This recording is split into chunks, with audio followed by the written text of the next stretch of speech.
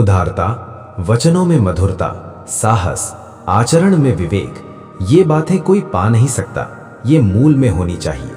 जो अपने समाज को छोड़कर दूसरे समाज को जा मिलता है वो उसी राजा की तरह नष्ट हो जाता है जो अधर्म के मार्ग पर चलता है। हाथी का शरीर कितना विशाल है लेकिन एक छोटे से अंकुश से नियंत्रित हो जाता है। एक दिया घने अंधकार का नाश करता है, क्या अंधेरे से दिया बड़ा है? एक कड़कती हुई बिजली एक पहाड़ को तोड़ देती है, क्या बिजली पहाड़ जितनी विशाल है? जी नहीं, बिल्कुल नहीं। वही बड़ा है जिसकी शक्ति छा जाती है।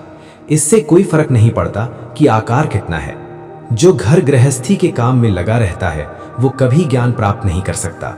मांस खाने वाले के हृदय में दया नहीं हो सकती। लोभी व्यक्ति कभी सत्य भाषण नहीं कर सकता और एक शिकारी में कभी शुद्धता नहीं हो सकती। एक दुष्ट व्यक्ति में कभी पवित्रता उदित नहीं हो सकती। उसे चाहे जैसे समझा लो। नीम का वृक्ष कभी मीठा नहीं हो सकता।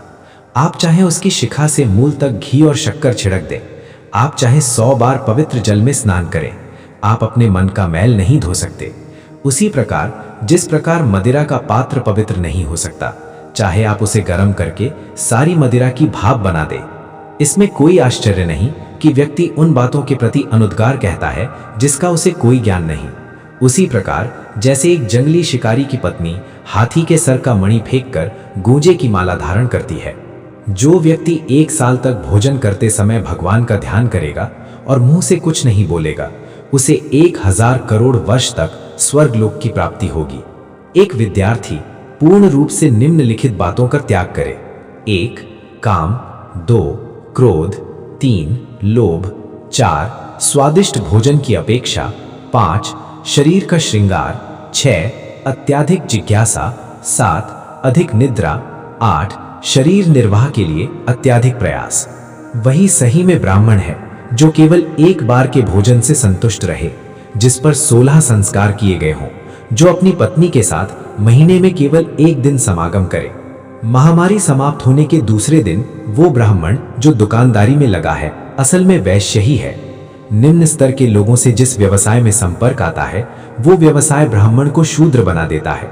वो ब्राह्मण जो दूसरों के काम में अड़ंगे डालता है, जो दंभी है, स्वार्थी है, धोखेबाज है, दूसरों से घृणा करता है और बोलते समय मुंह में मिठास और हृदय में क्रूरता रखता है, वो एक बिल्ली के समान है। एक ब्राह्मण जो तालाब को, कुएं को, टांके को, बगीचे को और मंदिर को नष्ट करता है वो म्लेच्छ है। वो ब्राह्मण जो भगवान की मूर्ति की संपदा चुराता है और वो आध्यात्मिक गुरु जो दूसरे की पत्नी के साथ समागम करता है और जो अपना गुजारा करने के लिए कुछ भी और सब कुछ खाता है, वो चांडाल है। एक गुणवान व्यक्ति को वो सब कुछ दान में देना चाहिए जो उसकी आवश्यकता से अधिक है। केवल दान के कारण ही कर्ण, बाली और राजा विक्रमादित्य आज तक चल रहे हैं। देखिए उन मधुमक्खियों को जो अपने पैर दुखे से धरती पर पटक रही हैं। वो अपने आप से कहती हैं, आखिर में सब चला गया। हमने हमारे शहद को जो बचा कर रखा था ना ही दान दिया ना ही खुद खाया। अभी एक पल में ही कोई हमसे सब छीन कर चला गया।